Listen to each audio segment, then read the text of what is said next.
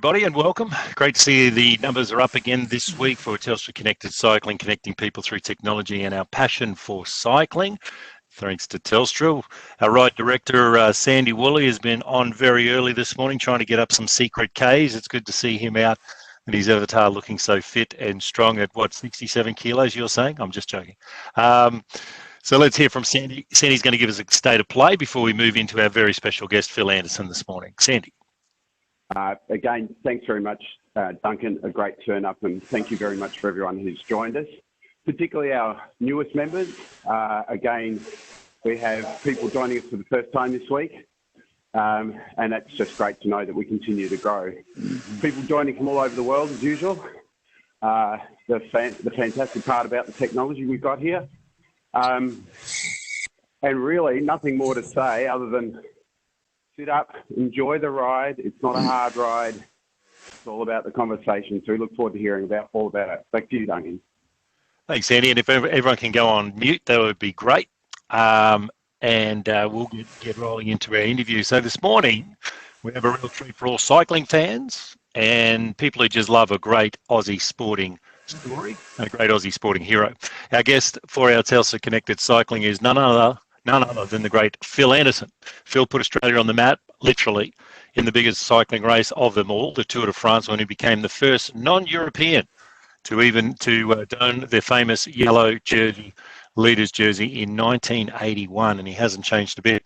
Please welcome to the ride this morning to speak about his incredible cycling career and his life on and off the bike. Put your hands together for Phil Anderson. Thank you, Duncan. That sounds bloody good, mate. I know. After that introduction, you can't wait to hear yourself speak.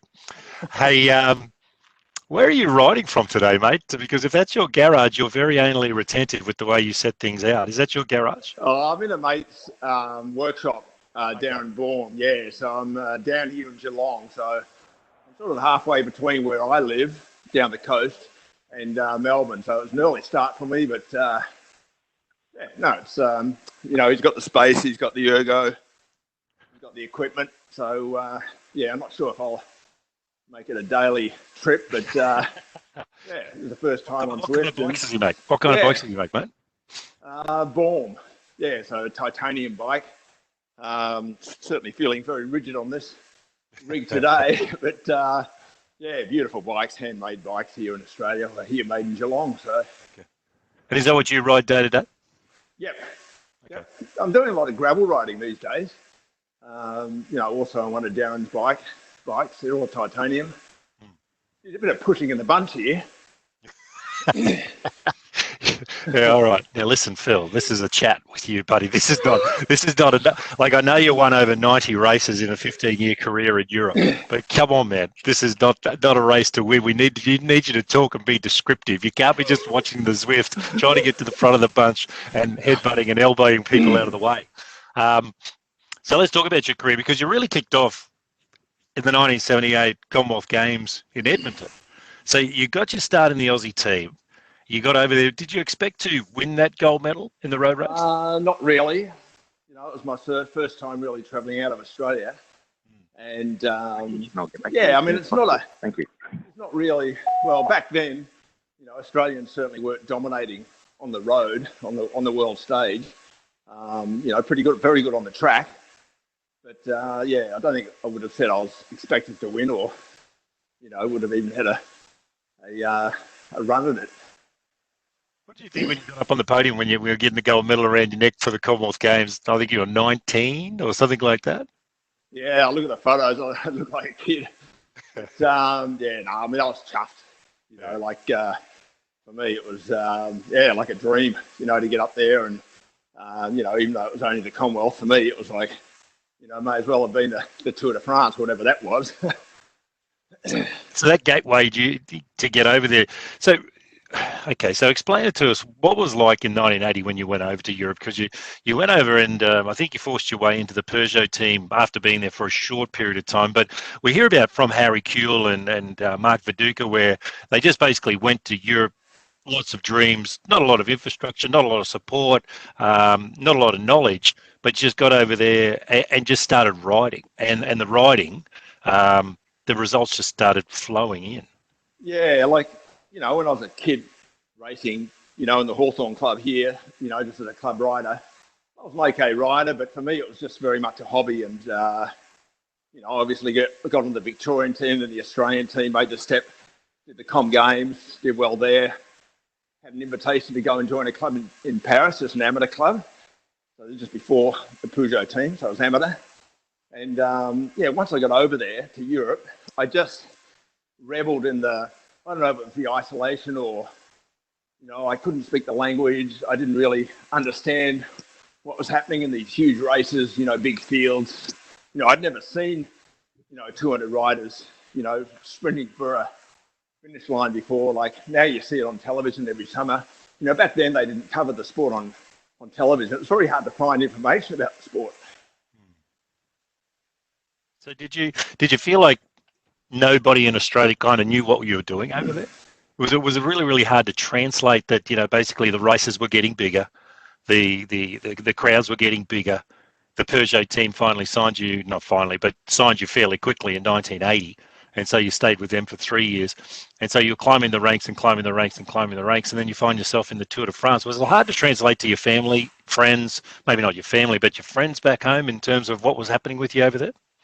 I think cyclists were possibly amazed at, how quick I sort of rose the ranks. But as, sporting fans, I don't think they would have even known because it just wasn't covered. It'd be a little section in the, in the results section in the back of the paper. But that was about it. There was, there was no, there's nothing in the news. Eventually in my second year as a pro, I got to do the Tour de France, and it was only really once I got the yellow jersey that they recognised that there was an Australian even in the event, from Australia. Can you remember your first contract? What was in your first contract? Can you remember your first Peugeot contract back in the day? What was it? What were you, 21 or 20? Yeah, 20 years old. And I think it was, I think I got $1,000 a month, which is huge. I mean, that was the difference going from, being an amateur. I mean, I was getting paid for doing what I was loving to do. I mean, the concept, coming as a green, cyclist coming from Australia, it was just, for me, it was every kid's dream to get paid for what I was really enjoying doing. And it was a 2-year contract. My job was basically to look after my teammates. I mean, it doesn't say that in there, but, the small print says, you'll do as you're told, basically. So, you get your instructions and you're told to, look after your teammates. And, I'd ridden over there as an amateur the year before, so I knew what it was to ride in a team, but, the language barrier was still a hurdle. And, for me, I mean, my job was to, push my teammates when they were taking a piss or, it was just, I think it's one of the few sports where athletes actually pee on each other during the event. Well, I think in swimming, there could be a bit of that going on. There's a fair bit in each lane, yeah. It's not a lot of water in the pool sometimes when you get a big crowd in. Hey, listen, what about? So in the fine print, they said, kicking people off their bikes when instructed and everything like that for your leader. That leads me into the first Tour de France story that I want you to unpack. The way that you won that yellow jersey. I read on the internet that basically, no radios back then like we see today. And you just found yourself in the top bunch riding along after Bernard Hinault, the great 5-time winner, who was the boss of the tour at that stage in the early 80s when you joined in. And you kind of didn't listen to instructions or the fine print on the contract that day, did you? No, not really. I remember, actually, it was a day in the mountains. It was like day 5, and we did have a meeting before the stage, and I'm out of breath here. I noticed Zwift is not there to win this morning. You're the guest. You get to ride along and talk. You don't get to lead and not talk. I don't know. It's hard to get a perspective on the hills or whatever there is here, but anyway, some social pack we've got here, I think. But anyway, day 5 or something, and we're coming to the mountains, and I'd never really ridden the mountains before, so I didn't know what to expect. My teammates, they were all nervous, and You know, they were afraid of the going to the Pyrenees. Big, there's like 5 mountains, and let me catch my breath here. You need to start freewheeling, brother. I think so. I might take a lap out. How have we got these laps? Don't want to wait too long. Mate, you're encouraging people to stay in front of you just so they can laugh at you, huff it and puff it. Well, I think I'll talk a bit quieter so they can sit up a bit. But anyway, we come to the mountains, and our instructions at the start of the day was we have to look after Jean Rene. You know, he was a French champion, and we had to watch out for him, make sure he was, in a good spot coming into the, into the critical parts of the stage. So we come to the mountains, and the pace is getting faster and faster. It's a bit like this. I think we're in Richmond here. The pace is getting faster and faster, and Christ, where are these mountains? You know, I was looking up over my head trying to see where these bloody mountains were. I couldn't see any bloody mountains. You know, they were acting like it was just going to be around the corner. And I asked a teammate, I said, it wasn't Jean Rene, but I said, where are these bloody mountains? Christ, you're going like a pack of banshees here. You know, they could be riding around in some Zwift thing in Richmond. Where are these mountains? They said, oh, no, it's not there. You got to look up there. And I looked up above my head, and through the clouds you could see, these people standing on the side of this what looked like a wall. And I thought, oh no, holy shit!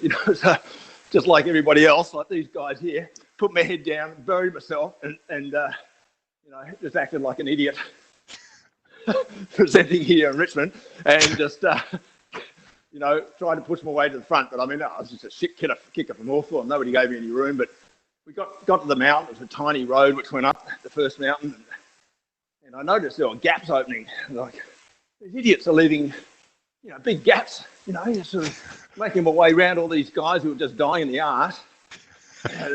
None of them here, like me. But this was a few years ago, and by the time we got to the top of the first climb, I noticed the field was in half, and 200 riders went down to 100. So we go whistling down this bloody descent, which was bloody arousing. I'd never done a descent, like a big mountain descent like that. And it was just so exciting. And I get to the bottom, and I mean, I'd ridden the Dandenongs.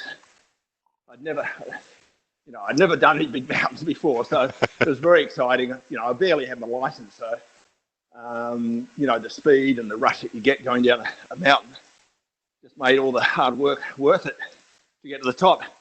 Whistling down, next mountain. Again, riders are letting bloody gaps go, and I'm sort of dodging all these guys who look like they're really struggling. And, we get to the top, and suddenly there's only 50 guys left. I start looking around and recognising some of these guys. They're really, just heroes of mine. Mates that guys who were over my wall where I grew up here in Melbourne, in posters. And fucking sweating there.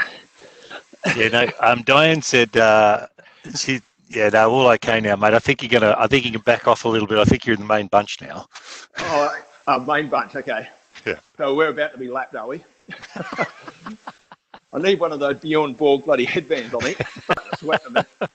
Oh, we're going to show you one of your fashionable headbands in a minute. Back in the day with IVM. Yeah.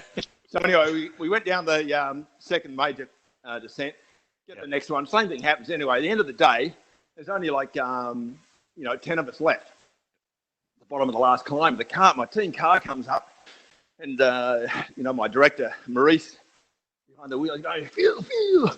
Oh, where's Jean Rene? And I said, oh, that's right, Jean Rene. That's right, I got a leader.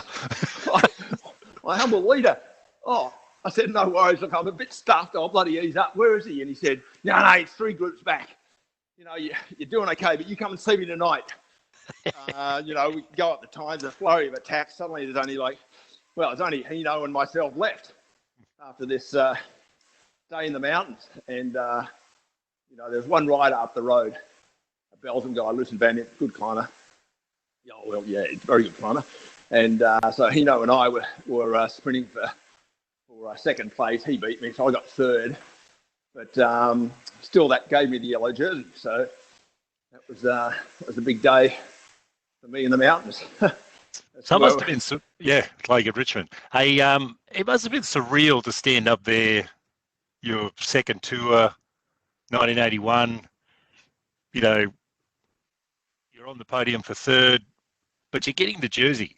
You know, and it's that iconic moment where you got the models either side, you've got the director, you're putting the jersey on. Don't forget the podium girls. That's what I'm saying. Yeah, you got the two models, next door. Models, yep. Yeah, there's a yellow jersey for them too, apparently. But anyway, we'll move on.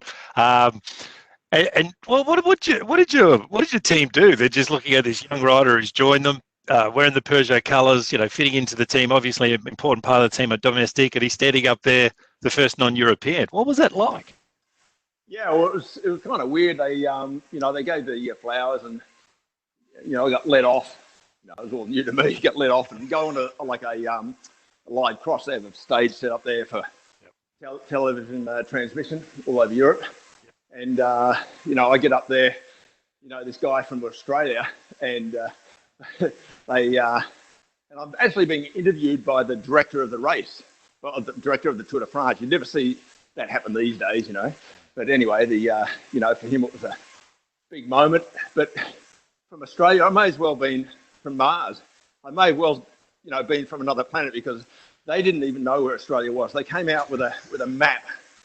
They came out with a map of the world, and the map was only like this big, and France took up most of that map, and it had Australia down the bottom, certainly an afterthought. About the size of King Island, and they asked, what happens down there? What's the sport? I told them about cricket and football, and we do well in swimming and in the Olympics, but cycling is not a sport down there. Oh, amazing. And but they had no idea. They said it's a long way from Austria, but they didn't know where Australia was.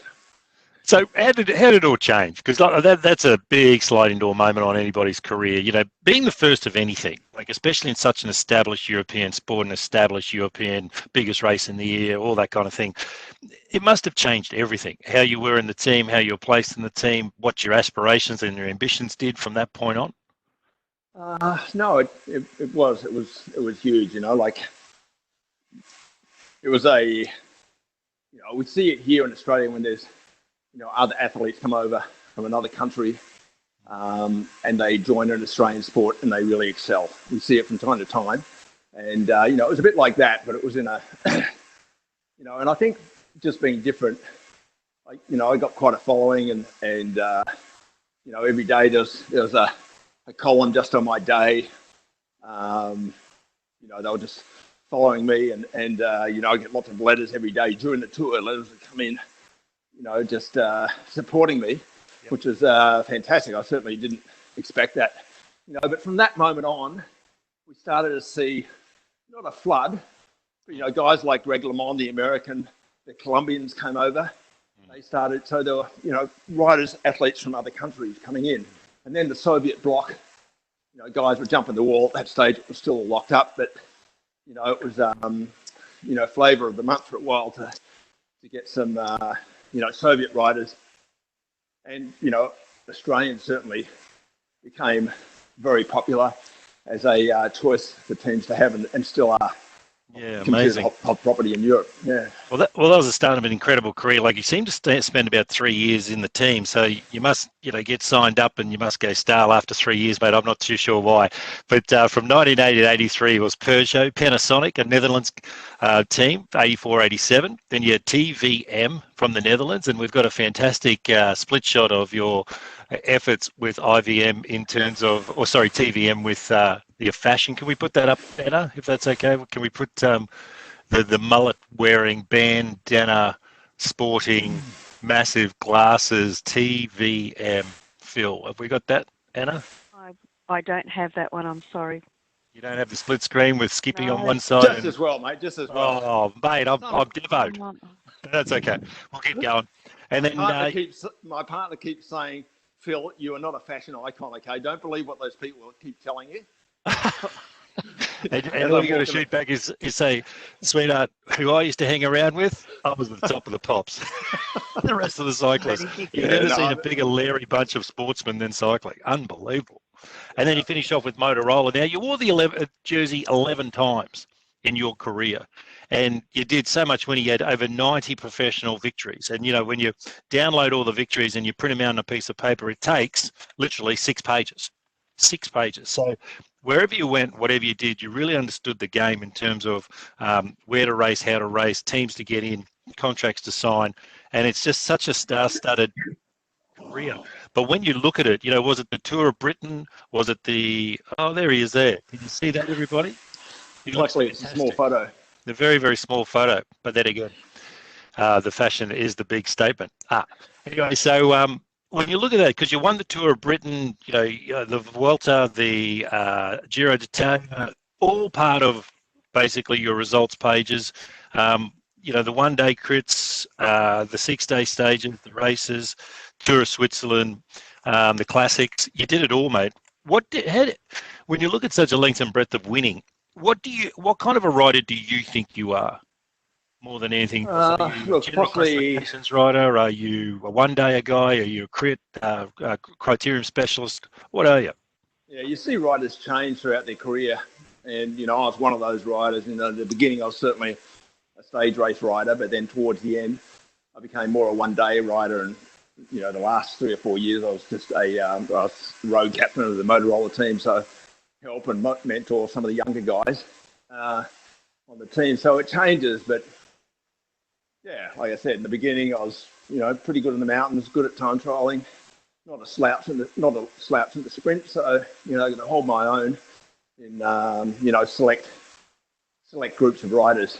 Yeah, but you look at riders now, and you kind of compare who I would be like. You know, maybe certainly not the same level of rider as Peter Sagan, but you know, some of those qualities. Not bad in a stage race, you know, reasonably fast, you know, and aggressive. Certainly an aggressive rider, even though I'm not very aggressive today. I think you're doing all right. I think you've been our best guest yet. Hey, listen, what was your favourite ride? What was your favourite race? What was the race that really you lined up to every single year, or you were dirty if you had an injury, or you missed out on it if you couldn't ride it? Which race in the season was your favourite? It's always those events that get away from you. That, you know, I always dreamed of winning the Tour of Flanders, which is just a one-day event.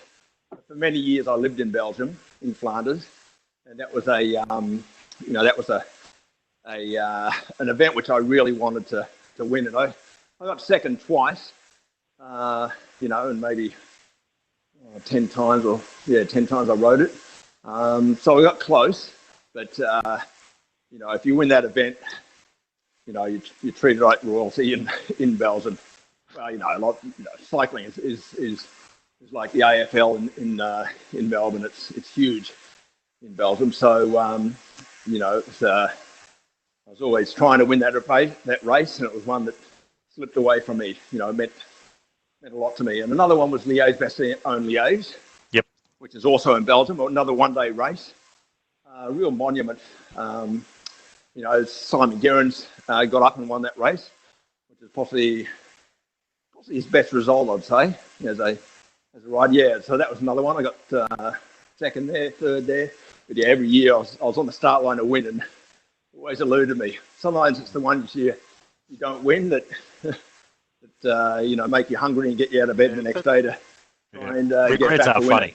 Yeah, regrets are funny, aren't they? After, you know, you're talking about 90 victories here, some of them would be colossal efforts and epic days, and yet it's the seconds and thirds of those favourite races that somehow become a regret. Now, I've got a question here from Mark Proctor. Thanks for reaching out. So Mark watched the YouTube clip of Phil in the 1985 Tour of Flanders last night. What do you remember about that race? Yeah, it was a shitty day. It was a rainy day. It's you know, 260-kilometre race, and that was one of the times I got second. And I got away with it. Well, in the end, I was with a teammate, which makes it very difficult. We were both, very hungry for the win, and another rider, Henny Kuiper, an older rider, very experienced, and in the end, I had to sort of play the teammate and sit behind Henny when Eric van der Arden attacked, and he went on to win, and I got second. So that was a very frustrating day in really shitty conditions. It was on cobblestones and very slippery. But anyway, that's why I remember that day. And, nice one. Actually, I was annoyed at my teammate at the time, and it's only recently really that I've dealt with that, because I've seen some clips and seen how he rode the day, and really respected. Now when I see him next time, I'm going to apologise. I didn't do anything ridiculous, but I was dark on him for quite a few years after that. But then now I've seen it in hindsight, and next time I see him, I'm going to go and congratulate him for a great result, because I saw what a tough day he had, and he was Belgium. He was the Belgian national champion on my team, and chapeau. Okay, so you're exercising all these ghosts by looking back at the races and getting a different perspective all these years later, so you can finally talk to your teammates again. That's interesting. Yeah. No, it's a you have to do that. I don't know whether you look back at any of your events, the ones that got away from you, but you can learn something. Not that it's going to, maybe there are life lessons there. Yeah. Oh well, we don't ride 260 kilometres in a day for a win. Ours takes less than 2 minutes, so it's pretty easy to work out what just happened after 2 minutes, rather than sort of like 260 k's. Yeah. So, what was your best year, mate? You had so many great years, and we're going to come to the last year in a minute before we open up for questions. So, if everyone can get ready with their questions or type in some questions, we'll be asking Phil some questions from in about 5 minutes' time. But what do you consider your best year, mate? Because you're with some power pack teams. You would have had some really, really strong teammates and different jobs on all those teams in the 15 years that you were riding along. Plus, the sport changed so much. You talk about Le Monde, and you talk about these other big names who came in during the 80s, and then you also finished up with the Lance Armstrong years when he was just kicking off as well. So some big personalities, Bowen Rees, all these sort of guys who were on the tour at the same time. So what was your best year? Results-wise, I'd have to say 85, that year when I got second to Eric van der Arden in the Tour of Flanders. That was a very good year with, 16 wins or something like that, which is a lot of them were quite big. Tour of Switzerland, Dauphiné, big events leading into the Tour, and still got fifth in the Tour de France that year. So, it was that was a great year. But then also 91, okay, so quite a few years later, sort of towards the end of my career, first year on the Motorola team, and again had 12 or 13 wins, and a lot of them very big, stage in the Tour de France and other stage events, stage races. Christ, we're going up a bloody mountain here, or what? So 85 and 91. Now let's talk about your last victory. One of your last victories, the last recorded one. You made the Australian team for the Commonwealth Games 16 years after your first at Commonwealth Games team in 1978. So in 1994, you pull on the green and gold again. In those years that you were riding on the tour, you weren't allowed to leave the tour, of course, and go and do the Olympic Games. So you missed out on all the Olympics. But the Commonwealth Games, you did the team time trial and you won gold. So you had gold medals in 1978, gold medal in 1994, both in Canada. So you must love something about Canada and gold medals. Explain what was it like to suit up in the green and gold 16 years after your first time? Oh, it was every year we'd do the World Championships, and then we get to wear the green and gold there. But that's just because I was in Europe. But to get selected on the team, I was with a young, three other young riders, all from Melbourne. Yep. Young riders. And, for me, I was the old dog, about to retire, like 35, and they were all in their 20s, Yeah, Damien McDonald, Brett Dennis, and Henk Vogels. That's right, yeah. So they were just, virtually teenagers, really. And, this old wrinkly guy rattles up. And, I was a bit injured too. I had a broken elbow. And I think they put me in the team, simply because, I was a rider of reputation. And, they put me in the team. And We did. We got the gold medal, but yeah, I was possibly the wet rag on the on the team because I was dragging the chain by mid race, like 100-kilometre team time trial, and I don't think I even finished with them. But we got the gold, so I'm going to take that, take what I can get. All that wisdom. See, all that wisdom doesn't matter about getting through the 100 Ks. It's that wisdom, mate. Old dog, young. Yeah. It was it's like here riding in the Telstra bunch. I was good early on. Well, we want you to relive your glory years. It's good that you are this morning at your mate's shop. Hey, we're going to open it up for questions now, guys. We've got a guest here today that's huffing and puffing, so we're not going to do the sprints, so our guest can keep on answering the questions. If you want to text your questions or type your questions into the messages on Webex, I'll read them out as they come along. But if you want to open up your microphones now, there's a great opportunity to talk to one of Australia's finest, Phil Anderson, OAM, cycling legend. If anyone's got a question, why don't you ask it now?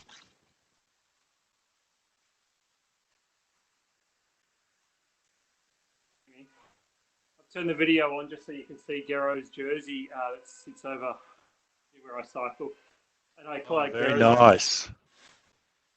Because he widely talks about Phil being an inspiration that got him into cycling, and he became one of the best cyclists, certainly of generation. He just retired last year, or 2 years ago. So I really wanted to just say thanks, Phil. There's certainly me, a bunch of mates, all in our 40s now, but we cycle because of you, because of getting up early or late after primary school and watching your victories and your competition. So it means a lot just hearing you talk today. So no questions, just. Good on you, Phil. Yeah, thanks very much for that. It's good. That's why I'm struggling. I think we've got everybody's in their 40s here. I'm 62 now, so I don't know if we've got some sort of handicap system. I reckon I could still get a medal maybe on handicap points or something. Jeez, mate, I tell you one thing you have learned how to do is bitch and moan when the bunch is a bit quick. We were talking about wisdom earlier. Hey, Anna, can I put up that photograph that Phil sent through via text yesterday? Phil, you still ride your bike. You're still passionately riding your bike this morning. Do you think you always will? Like, we've got a great photograph here coming up that Anna's going to share of you and your granddaughter out on the bike yesterday on a beautiful, beautiful Victorian day. Yeah, no, it was. Do you think you'll always ride your bike, mate? Yeah, I had to get down to a running repair. Oh, gee, it must be coming to the sprint now. They're just riding away. Anyway, they're trying to ride away on their hero. Yeah, there you go. I do ride quite a bit of gravel now, which is a bit of a trend among cyclists. I think the advent of the technology of disc brakes has allowed bigger tyres, and so more sort of adventure riding. So I'm possibly more on the gravel bike, which is bigger tyres, than I am on the road bike. So but just love it. Can't wait to get out on the bike. Fantastic. Get on maybe twice a week. Okay, and you still have your biking fashions there with those socks, mate. Hey, has anyone else got a question for Phil? Can I just saw one come through on the chat then? Okay. Yep. Right. So Bradley wants to know what's the nastiest injury to recover from, Phil? You would have had a few. Probably the worst injury I've ever had was probably 3 years ago. So post-career, just broke my collarbone and half a dozen ribs. And I was just riding by myself on a beautiful day on a very quiet road. And I still don't know what happened because, I was concussed and, brought into the city by a chopper and still don't know what happened. But, injury-wise, it was probably the worst I've ever had. I've had, I was telling my mate Patrick here, in '85, so at the end of that really good year, I came down with a form of arthritis. And that was it's not an injury, it's a condition. I did get over it, but there was quite a few months there. And at the time, I was number one in the world. And it was very tough to take, to take that. But I got over it. I believed in my doctors, the people around me, and got through it. Nice one. Hey, Matt wants to know which is harder, the Giro or the Tour? Sorry, what was that? Matt wants to know what's harder, the Giro or the Tour? I think the Tour de France, the pressure for riders to get results. It's just so important. And so, there's riders there just, I wouldn't say taking risks, but they're just, at another level from the other races. They just build themselves up because they know that their career depends on the results from the Tour de France. So, that's the most important. Certainly not the most beautiful race. I loved doing the Giro. I did it a few times and won a few stages. And, I used to love going to Italy each year for any race. But, yeah, the Giro is beautiful. So Giro is prettier, but the Tour is more important, more pressure-packed and therefore harder for those conditions because everyone's just on it. Yep. No, that's it. Yeah. Okay, so how did, this is from Steve Sturm, how did the mentoring and coaching of Simon Gerrans come about, mate? When I retired from racing, I came back to Australia and there's a bit of pressure for me to be involved with the AIS. I'd never had anything to do with the AIS because they kind of formed, well, you just seen the development of the AIS with swimming, but, sort of in the early 80s that came in. So I was already in Europe racing. And, but when I retired, they approached me and said, we'd love you to become a coach. So I went to do a coaching course. And part of that is you had to, take on an athlete, a younger athlete, and write a training program for them. And Simon was a neighbour for his family. I mean, he's like 16, 17, he's very young. But he wanted to, he had to ride a bike because he had a broken leg, he had a broken knee. So part of the rehab was riding. So, I wrote a program together with his physio, for rehab. And, followed through and, obviously he kept going. But, I remember taking a young Simon Gerrans down to Sandown to race there on a Wednesday or Thursday afternoon, and but he's only 17 or something like that. And I think it caused a huge crash, and we left with our tail. we left with our tails between our legs. But I never would have thought that he would become the rider that he has become. Yeah, that must fill you with pride, mate. Fill you with pride and good feelings about starting the journey with Simon, giving him the taste, and him just taking it and run with it.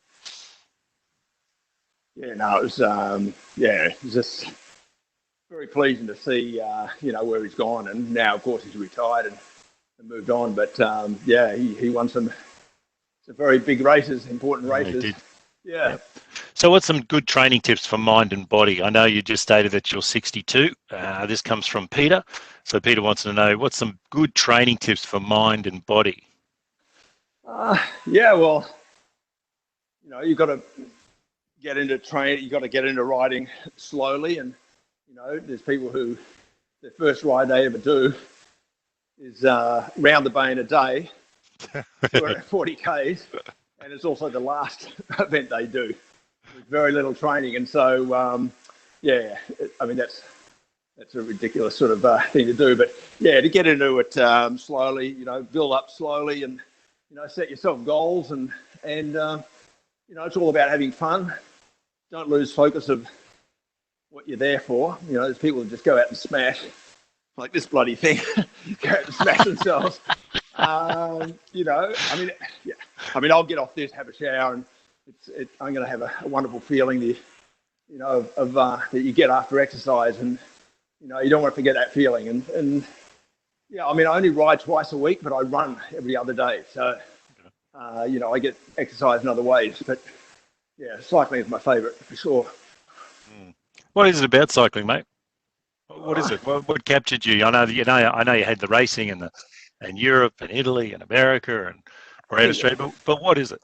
I think the freedom it gives you, being able to travel around, even if it's around your town, around your city, around your country. And now, like I said, I do adventure riding, so I just go out, get on a bike, get on a train, go to the other side of the state and ride back. It takes 3 or 4 days or a week.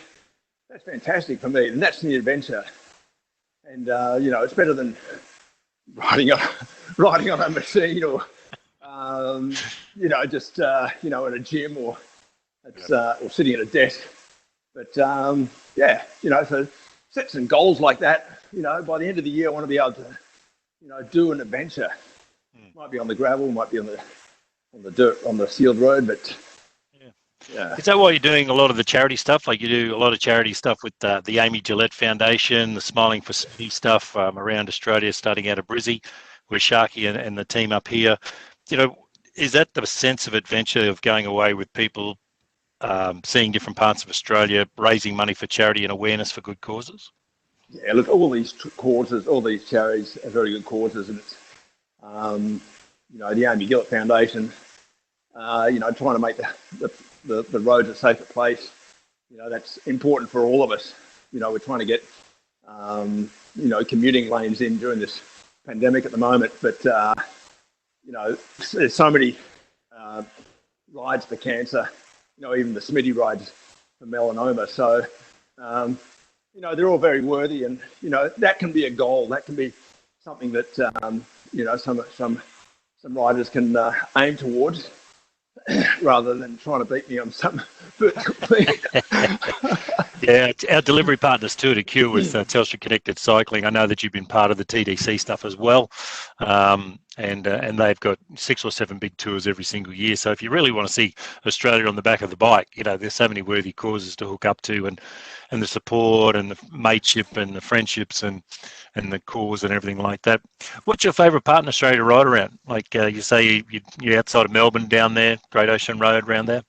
Yeah, look, I live down on the Great Ocean Road, and, to be riding down there this time of morning as the sun's coming up is just, it wouldn't be a better place in the world to be. That's beautiful.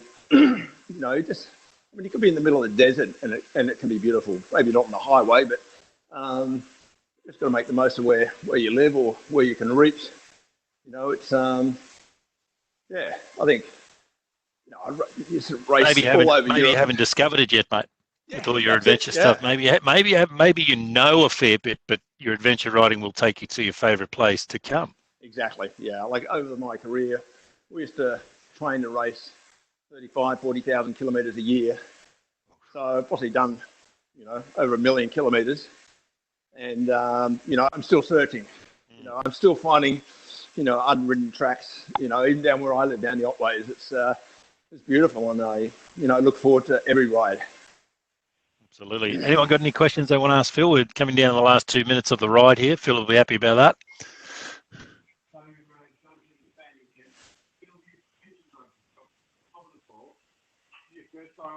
James, you got a question? I see your hand up, buddy. You might be on mute. No, it's Sandy here, Duncan. No, go, James. James, you're probably still on mute, mate. Go. You go first, Sandy. Okay, so Phil, you mentioned at the start of the ride, first time Zwift, first time in the virtual world. You can't imagine when you were riding that this was even impossible, wouldn't have been a concept. So just reflecting on that, what is the biggest change you've seen technology-wise, equipment-wise? Describe your first bike to us, and what was the biggest change that you saw? You mentioned power meters as well. When I started, everything was steel, of course. Thanks for telling us there's only 2 minutes to go. I moved up a bit. I'm thinking of bugging now, but I'll try and answer your question. But yeah, I think, back then we had 10 speed bikes, and that's 10 total, not 10 on the back. Bikes weighed just over 10 kilos. Clips and straps, laces instead of Velcro. I don't know, is that the front guy? I don't know. Oh, mate, the racing in your mind is hysterical, Phil. I've got to tell you. Oh dear. Anyway, can't even remember the question now.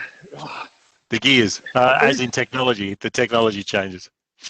Yeah, and then mid '80s. Actually, I think it was about '84.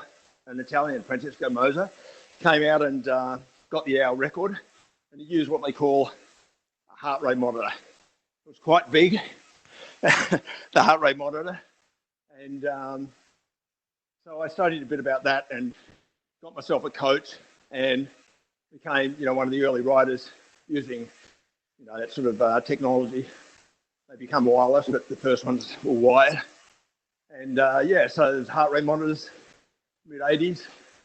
So then you could actually monitor, the efforts you were doing during your training. So, before that, we'd just go out and do miles, just hammering ourselves. Worse than this. but and then a couple of years later, Shimano came in with the STI levers. So suddenly, the gear levers went from the down tube to the handlebars. So you didn't have to take your hands off the bars. Great for sprinting, climbing, everything like that. Then, of course, flipless pedals. Bike materials, mostly steel during my career. But, I started going to carbon. We must have finished. Yep. Oh, thank God for that. There I was thinking I was near the top, but it's actually scrolling. I think I'm actually, on the last page. I'm a broken man. But anyway. It's like getting something to eat. He's bonking. He's going to fall off the bike. Yeah. No, it was, what's it? Yeah, flame material. So, steel. So, it was chromoly. Aluminium came in. Carbon fiber, of course, came in. Actually, like in my first or second year, so early 80s, we had some carbon bikes floating around, but a lot different than the ones that you see now. And I did have a titanium bike, one of my favourite bikes when I was with the Motorola team. So, and now I've done a full circle and I'm back on titanium in the, in this age of. Yeah, 26 years later, you're back on the titanium, thanks to Phil. Hey, so thanks to Patrick. Hey, listen, just a couple of comments from the group bunch that finished in front of you. Daniela wants to say you remain a superstar, Phil, even though you're behind me. We've got a question here from the bunch. What does the future hold? Like, when you look back and we've trolled through all your career, it's just been an incredible morning, and maybe not for you, but for us to listen to all the wins and everything like that.